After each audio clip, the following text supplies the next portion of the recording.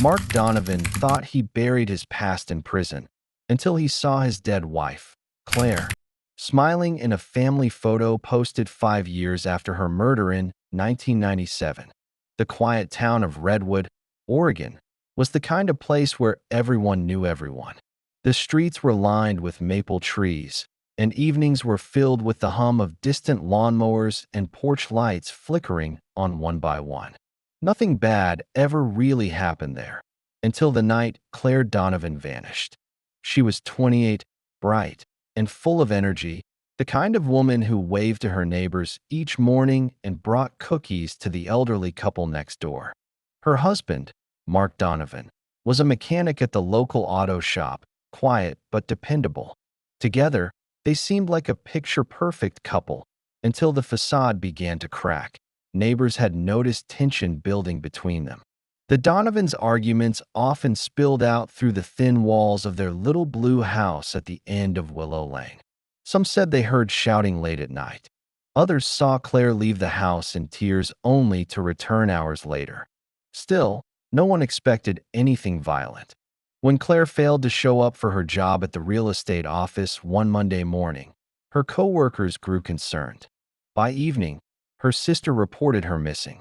Police arrived at the Donovan home and found the front door unlocked, the kitchen lights still on, and Mark sitting silently at the table. He told the officers that they'd had an argument the night before about money and that Claire had stormed out. He assumed she'd gone to stay with her sister. But her car was still in the driveway, her purse on the counter, and her phone on the nightstand. To the detectives, that didn't sound like a woman planning to leave for long. They searched the house and noticed small details that didn't fit: the broken vase on the floor, the faint stains near the sink, the ring box lying empty in the trash. A neighbor mentioned hearing a loud crash the previous night, followed by silence. When investigators returned with forensic teams, they found traces of blood on the kitchen floor. From that moment, Mark became the prime suspect.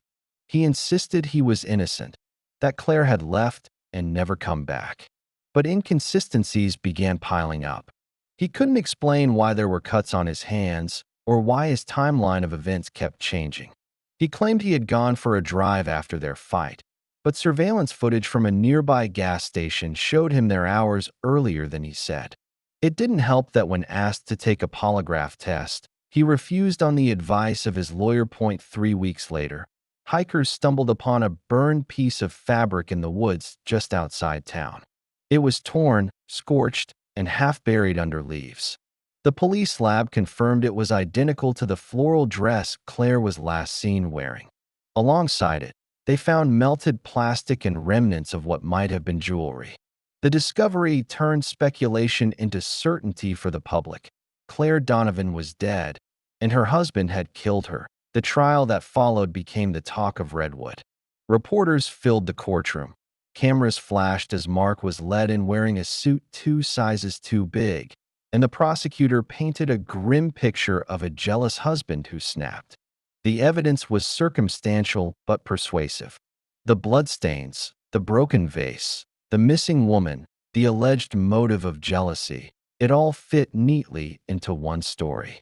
Witnesses described a volatile marriage, an argument, and a man capable of losing control. The defense tried to argue that there was no body, no weapon, no definitive proof of death. But it didn't matter. After 6 hours of deliberation, the jury found him guilty of second-degree murder. When the verdict was read, Mark's face went blank. He didn't cry or shout. He just stared forward, his eyes empty. Claire's sister sobbed in the gallery, clutching a photo of her sibling. The judge sentenced him to life in prison with the possibility of parole after 20 years. The town sighed in relief, believing justice had been served, but not everyone agreed. Mark's sister, Laura, sat in the back of the courtroom, shaking her head. She had known her brother all her life and refused to believe he was capable of murder. The evidence, to her, seemed too clean, too convenient, as if someone had laid a path leading straight to him. Still, her protests were drowned out by the media frenzy. After the sentencing, the Donovan home was sold, the blue paint chipped away, the yard overgrown. People stopped mentioning Claire's name except in whispers. Time moved on, and the case slowly faded from memory. But deep down, buried beneath the headlines and the verdict, there remained a quiet unease, a sense that something about the story wasn't quite right. For Mark Donovan, his world ended the moment the prison doors closed behind him. For everyone else, life simply returned to normal. But somewhere, beyond the town limits, past the forests and fields of redwood, the truth was still waiting to be uncovered. The first few years in prison were a blur for Mark Donovan. Time lost all meaning inside those gray walls. Each day began the same way. An early head count, the metallic clang of cell doors, and the hollow echo of footsteps down long, cold corridors. He kept mostly to himself, working quietly in the laundry unit, earning just enough money to buy coffee and paper for his endless letters. He wrote to anyone who might listen, lawyers, journalists, even old friends. Every letter carried the same desperate message. He didn't kill his wife. Most of them went unanswered. The ones that did were polite rejections. People believed the case was closed, the justice system had spoken, and Claire Donovan was long gone. As years passed, Mark's anger hardened into silence. He became a man of routine, speaking little and trusting no one. He kept a single photograph of Claire, the one taken on their wedding day, tucked inside a Bible. Sometimes he stared at it for hours, trying to understand how love could have turned into this. The other inmates called him the preacher because he was quiet and never caused trouble. They didn't know he was living with a ghost. Outside, life moved on without him. His parents grew old and died before ever seeing him free again. His sister Laura wrote him faithfully, her letters full of updates from Redwood and small reminders that she still believed in him. She sent newspaper clippings about new DNA technologies being used in old cases, hinting that maybe one day his might be reopened. Mark read those lines over and over, though he'd stopped hoping for miracles long ago. Then, in 2019, a strange twist of fate changed everything. A third-year law student named Rachel Kent at the University of Oregon was working on a project about wrongful convictions.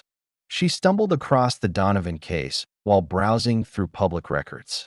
Something about it caught her attention: the lack of physical evidence, the inconsistencies in the timeline, and the fact that no body had ever been found.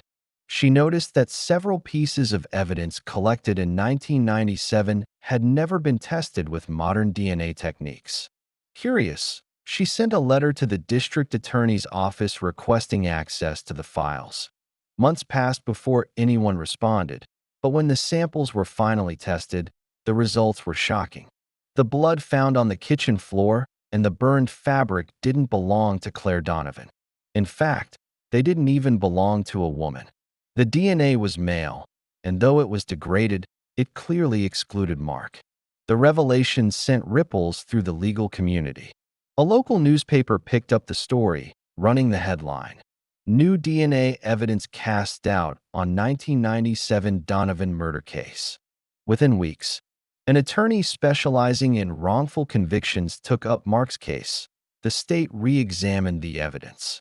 Forensic methods that hadn't existed 2 decades earlier revealed contamination in several items the prosecution had relied on. Witnesses admitted their memories were fuzzy or influenced by pressure from investigators. One former detective even confessed that he'd been told to focus on the husband, as was common in missing persons cases.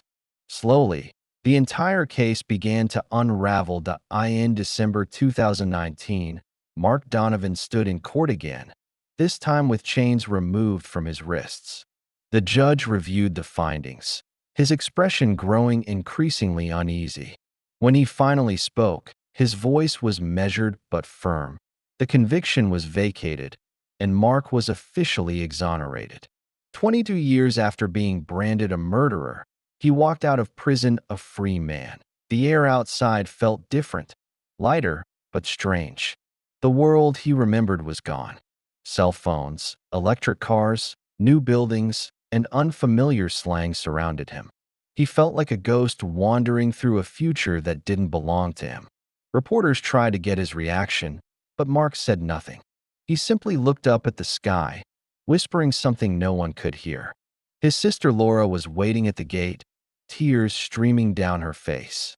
She hugged him tightly, but he barely moved, his eyes distant. Freedom didn't feel like freedom at all. It felt like waking from a long nightmare only to find another waiting. That he moved into a small one-bedroom apartment his sister helped him find on the outskirts of Portland. He had no job, no friends, and no sense of direction. He'd missed out on an entire generation of life. People spoke of new beginnings, but how do you begin again when the world believes you're a murderer? He spent nights sitting by the window, staring at the streetlights, wondering what had really happened to Claire. He moved into a small one-bedroom apartment his sister helped him find on the outskirts of Portland. He had no job, no friends, and no sense of direction. He'd missed out on an entire generation of life. People spoke of new beginnings, but how do you begin again when the world believes you're a murderer? He spent nights sitting by the window, staring at the streetlights, wondering what had really happened to Claire. For weeks, he avoided the news, but one article caught his eye. It was about his release and mentioned, almost casually, that authorities had no leads on Claire Donovan's whereabouts. She was still officially presumed dead, though the possibility of her being alive could not be ruled out. Those words dug deep into his mind. If she wasn't dead, where was she? Had she run away? Was she hiding? And most haunting of all, had she known what her disappearance would cost him? Mark knew he couldn't move forward until he had answers. He'd been caged for 22 years because of her. Now that he was free, he was determined to find the truth, even if it destroyed what little was left of him. Mark Donovan began his search quietly. He had no idea where to start, but he couldn't live with the uncertainty any longer. The thought that Claire might still be alive gnawed at him day and night. He started by visiting the Redwood Police Department, asking for access to whatever public records were available from the old case. Some officers remembered him, some didn't, but the looks they gave him were all the same, a mix of pity and discomfort. To them, he was a man ruined by tragedy. No one wanted to say her name out loud anymore. He spent hours in the dusty corner of the public records office, scrolling through microfilm, reading every article written about the investigation. The same story repeated itself in every headline. Husband convicted in wife's murder. No trace of Claire Donovan found. Not once did he find anything new. The case had ended the moment he was sentenced. For the system, it was over. But for Mark, it was still alive, unfinished and festering. One afternoon, while searching through online archives at the local library, Mark decided to expand his search beyond Oregon. He began looking at databases for unidentified persons and missing individuals in nearby states. Most faces blurred together, but then he found something that made his chest tighten. A photograph from a small town in California, posted on a community website, showed a group of parents at a local fair. Among them was a woman whose smile stopped him cold. She was standing beside a man and two children, her hair darker, her style different, but the face, he knew that face. The same high cheekbones, the same curve of her lips, even the faint scar above her right eyebrow. The one Claire got in a childhood accident. The caption under the image read, "The Palmers enjoying the annual San Elora Family Fair." The woman's name, according to the post, was Sarah Palmer. Mark printed the picture and stared at it for hours, his mind refusing to believe what his eyes were telling him. Could Claire really have built an entirely new life under another name? Or was this some strange coincidence? He thought about the evidence that put him behind bars, how convenient it all seemed now, how neatly it had led to him. What if none of it was real? What if Claire had planted it herself? The idea grew stronger with every passing day. He started searching for the Palmers online. They lived in a quiet town 2 states away, a place not unlike Redwood, with tree-lined streets and a tight-knit community. Sarah Palmer had a social media account, mostly photos of her kids and her husband, Daniel. She appeared happy, radiant even. No trace of the woman who once vanished without a goodbye. Mark felt a strange mix of anger and disbelief. He had lost everything: his family, his youth, his future, while she built a new life as if none of it had happened. He didn't tell Laura about his discovery. He wasn't ready to say it out loud because once he did, it would be real. Instead, he packed a small bag, withdrew what little money he had left, and took a bus to California. When he arrived in Santa Laura, he found the Palmer's house easily. It was a white two-story home with blue shutters, sitting at the end of a quiet cul-de-sac. He parked his rental car nearby and waited. Hours passed before the front door opened, and there she was. Claire, or Sarah, stepped outside, her hair tied back, a pair of sunglasses resting on her head. She looked older, but unmistakably the same. A little girl ran up to her, calling for Mom, and Claire bent down, smiling that same smile Mark once fell in love with. He couldn't move. His heart pounded so hard it hurt. He wasn't looking at a ghost or a memory. He was looking at the woman who had let the world think she was dead, the woman who had let him rot in a prison cell for 22 years. Every emotion he had buried, grief, rage, confusion, surged all at once. Over the next few days, Mark followed her from a distance. He watched her shop for groceries, walk her children to school, laugh with her husband at the front yard. She looked perfectly ordinary, perfectly content. He wondered if she ever thought of him, if she ever felt guilt for what she'd done. But judging from the serenity on her face, it didn't look like it. He began piecing together the possible truth. Maybe Claire had been planning her escape all along. Maybe she had staged the fight, the blood, the burned fabric, every detail crafted to make it appear as though she had been killed. It would explain everything: the missing body, the vague evidence, the perfectly timed clues. She must have wanted to disappear, but instead of just leaving, she made sure no one would ever come looking for her. By letting Mark take the blame, she had erased herself completely. Each night, Mark sat in his car outside her home, trying to decide what to do. Confront her? Go to the police? Expose her to her new husband? None of the options made sense. What could he even say? That the dead woman he'd supposedly killed was alive and raising a family? Who would believe him? Finally, one evening, he wrote a single sentence on a piece of paper. He folded it carefully, sealed it in an envelope, and waited until the Palmer's house was dark. Then he slipped it into their mailbox and walked away without looking back. The note said only 6 words: "You let me rot for 22 years." He didn't know what he expected to happen. Maybe she'd deny everything. Maybe she'd call the police. Maybe she'd vanish again. But the next morning, when he drove by, the house was silent. The curtains were closed, the car was gone. And by the end of the week, the Palmers had disappeared, leaving no trace behind. Just like before, for days after the Palmers vanished, Mark Donovan sat in his car on the same street, waiting for them to come back. The neighborhood was quiet, and the house looked frozen in time. Curtains drawn, mail piling up, no sound of children or laughter anymore. He watched as days turned into a week, and no one came or went. Eventually, a for sale sign appeared on the lawn, posted by a real estate company that seemed to know nothing about where the family had gone. To the neighbors, the Palmers had simply moved away in the middle of the night. But Mark knew better. He had seen that pattern before. Claire had done it once, and she had done it again. The police never called it suspicious. People move all the time. Families relocate, especially when they want privacy. No one questioned it, but Mark couldn't let it go. He was consumed by a need to understand how she had managed to disappear twice without leaving a trace.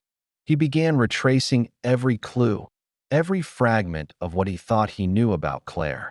He searched through old directories, business records, and online databases, trying to find the name Sarah Palmer anywhere else before the year she supposedly married her new husband.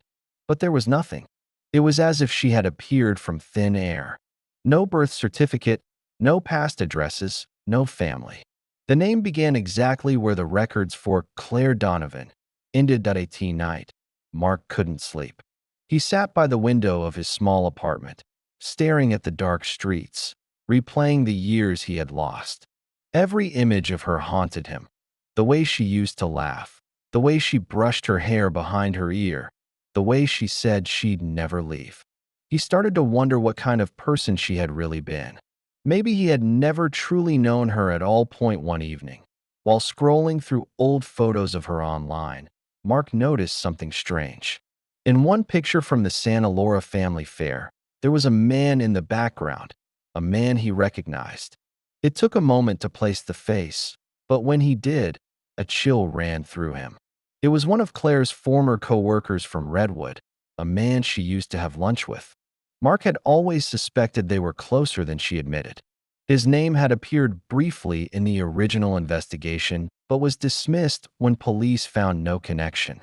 Now, over 2 decades later, he was standing beside Claire, now Sarah, smiling at the same event. The realization hit him hard.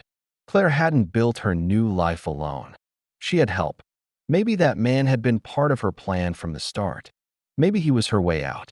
It would explain how she had managed to vanish so cleanly and create an entirely new identity.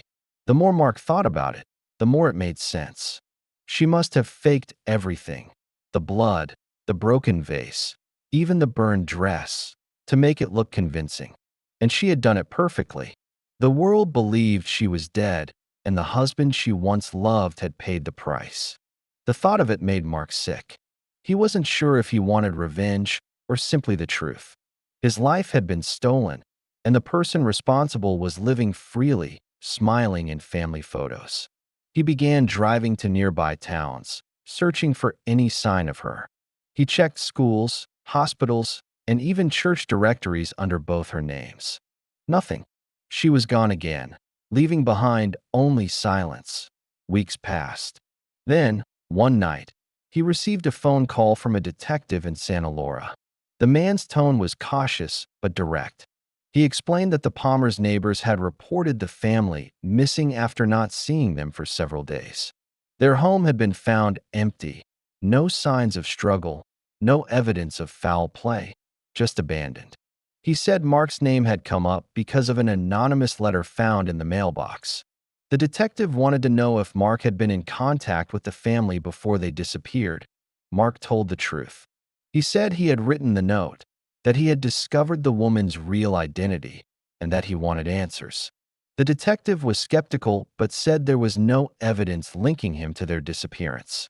Still, he was asked not to leave town while they investigated. For the next few weeks, Mark lived in a constant state of unease. He didn't run, didn't hide, but couldn't stop thinking about where she might have gone. Did she know he was being questioned? Had she anticipated it all, just like before? It was as if she was always one step ahead, moving through life like a shadow that could vanish whenever danger approached. One night, he returned to the now empty house on Willow Lane, the home where they had once lived, where everything had started. The blue paint was faded, and the windows boarded up. He walked around the property slowly, his footsteps echoing against the cracked pavement. Inside, through the gaps in the boards, he could see the outline of their old kitchen. He imagined her standing there again, smiling as she poured tea, her eyes full of secrets he had never noticed. As the wind rustled through the trees, Mark realized something chilling. Claire hadn't just left him. She had erased him. Every version of her life seemed designed to remove him entirely, to rewrite her story so he never existed. He had been her mistake, the piece of her past she needed to destroy to start over. When he left the property, he knew he would never see her again. She was too good at disappearing. But even as he drove away, a single question burned in his mind. How many times had she done this before? How many lives had she built, only to abandon them the moment someone got too close? By the time the investigation closed with no answers, Mark had already vanished from Santa Laura. He didn't tell anyone where he was going. Just like Claire, he left behind an empty apartment, a disconnected phone, and no forwarding address about a month after the Palmer's disappearance. The story hit local news in Santa Laura. Reporters described it as a sudden and unexplained vanishing of a seemingly happy suburban family. Police found no sign of forced entry, no note, and no unusual financial activity. The neighbors recalled nothing suspicious, just that one day the family was there, and the next they were gone.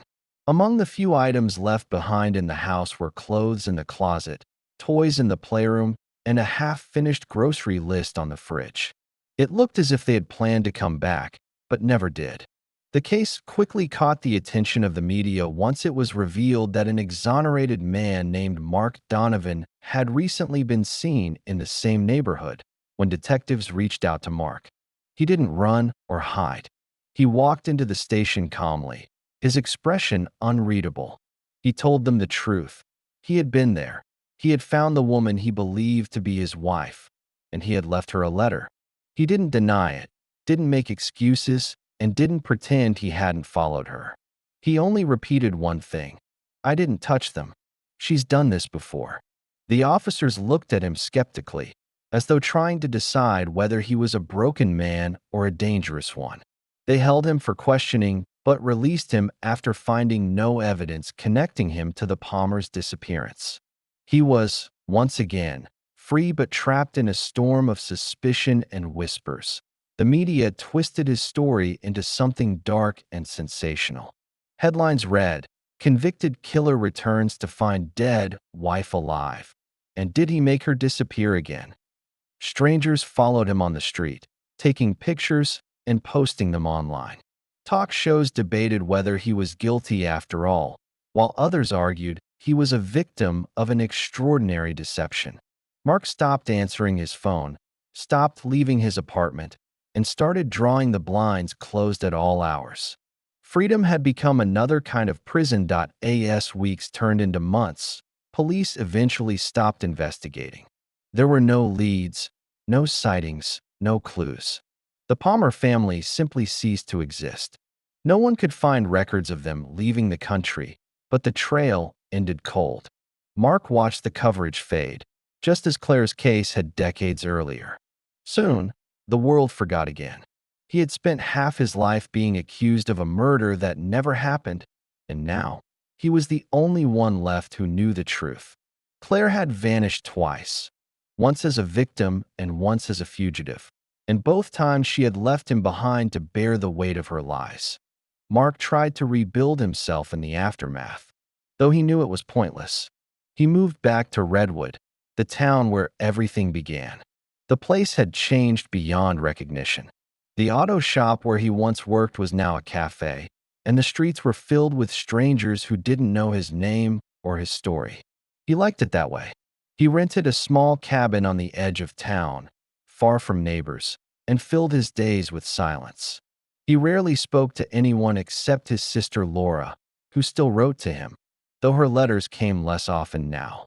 She told him he needed to move on, but she didn't understand that some wounds never closed.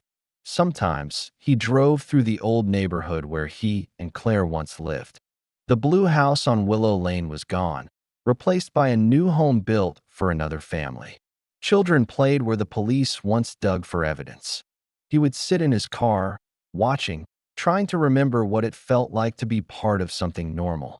Every time he closed his eyes, he saw Claire's face, the same smile she'd worn as Sarah Palmer, the same look that had fooled everyone. In 2024, 5 years after his release, a photo surfaced online that made his blood run cold. It was part of a travel blog written by an American couple living in Mexico. In the background of one of their beach photos, there she was, alive again. The same scar above her eyebrow, the same unmistakable eyes, her hair now longer and sun-bleached. She was holding the hand of a man and standing beside 2 children, smiling as if the world had never fallen apart. The name on the caption was Rachel. To everyone else, she was a stranger. But to Mark, She was the ghost who had destroyed his life and kept on living. That he stared at the photo for hours, memorizing every detail, every face. It confirmed what he had always suspected. She hadn't just run once or twice. This was her pattern, her way of surviving. New names, new families, new beginnings built on lies. She didn't kill people with weapons or poison. She killed them by erasing them, by walking away as if they had never existed. Mark printed the picture and placed it beside the one from 1997, their wedding day, when she had promised to love him forever.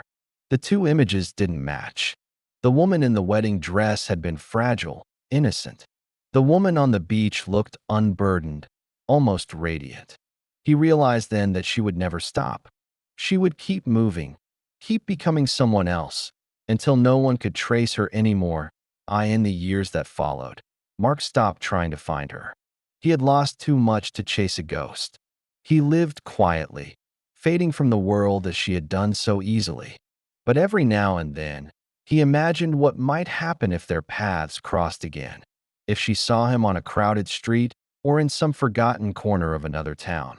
Would she recognize him? Would she run? Some nights, when the silence grew too heavy, he whispered her name into the darkness, not out of love, but disbelief that she had ever been real at all. Somewhere out there, she was still smiling for another photograph, living another lie, while the man who once went to prison for her murder lived like a shadow, alive, but buried all the same.